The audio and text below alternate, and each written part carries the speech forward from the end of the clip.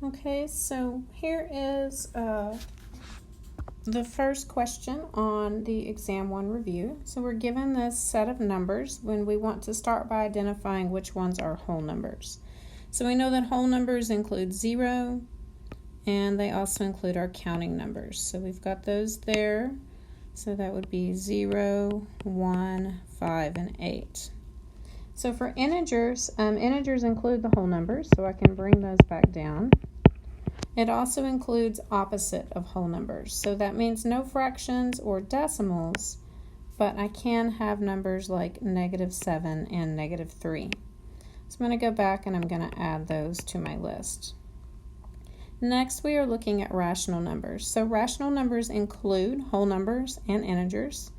So let's bring our previous list down. And rational also includes anything that can be written as a terminating decimal, a repeating decimal, or a fraction. So that's going to be -2/5 since that's a fraction, and 2.15 since that's a terminating decimal. So I'm going to bring those on down.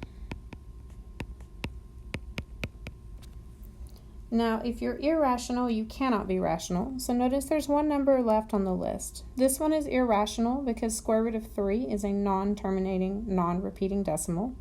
So I would list that as my irrational. Now, if we put rational and irrational together, we get the real numbers. So all of the numbers on the list would be real numbers. All right, moving on to number 2. We are simplifying using order of operations. So I'm going to zoom in on this first one. So for fractions, we can simplify the top and bottom separately. I'm going to start with exponents. Now notice I do have a parenthesis on top, but it contains a single number. So I don't have anything to simplify within the parentheses. So I'm going to square 5, get 25. And remember, anytime you have minus and negative, that's going to become a plus, so I can write that as +3. Okay, I'm going to finish up my numerator. So -8 plus 25, I go left to right, that'll be 17. And then 17 plus 3 will give me 20. On the bottom, I have only addition and subtraction, so I work left to right. That'll be 3 minus 6, which gives me -3. So once I get to here, this answer does not reduce anymore, so I can leave it as -20/3. Now for the next question, remember our first step is parentheses, so notice we do have some simplifying within those parentheses. So I'm going to bring everything else down, but I know that 3 minus 7 is -4. All right, so my next step would be exponents. So I'm going to square that -4. And that's going to give me 7 minus 2 times +16 divided by 4. Now I'm supposed to go left to right doing multiplication and division. I see a multiplication first.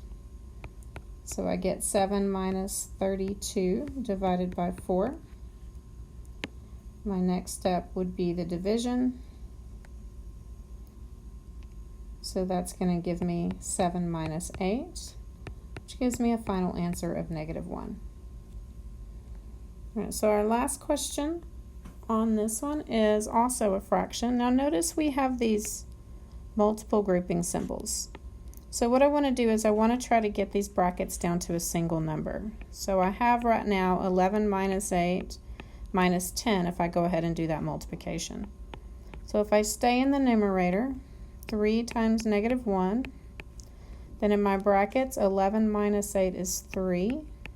So I end up with 3 minus 10, and that's going to give me a -7. Now you can keep this as a bracket or parenthesis. At this point, this just indicates multiplication. So that's going to be a +21 when I multiply those all together. If I go back to the denominator, I do have some parentheses there. So I'm going to go ahead and simplify that to be -3. Next is my exponent. So -3 times -3 gives me +9. But notice that this minus sign right here, that one has to come over. Okay, so that gives me a -3. This one will simplify down to -7.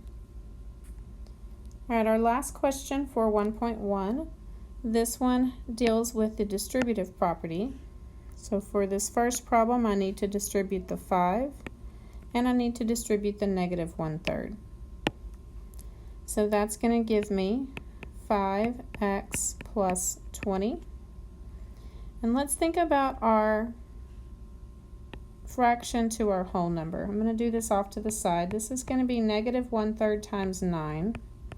So think of that as 9 over 1. And then that's going to simplify to be negative 3. So that'll be negative 3. I'm going to keep that x on the end. Then when I multiply my last time through, I get negative 1/3 times 12. So think of that as 12 over 1. And that simplifies to be a negative 4. So that'll be minus 4. So don't forget to bring that negative across. Now I can put my similar terms together, and that will be 2x plus 16. All right, my last one, again, I'm using distributive property. I'm going to distribute that negative 7/2. I'm going to go ahead and write this on here because I do have space. So negative 7/2 times 12x. Remember, a negative times a negative is going to give me a positive, so that'll be 7/2 times 10y. So thinking of these as being over 1, 2 goes into 12 6 times. That leaves me negative 42x. 2 goes into 10 5 times, and that leaves me with positive 35y. All right, so this should be all of your questions from page 1 on the review.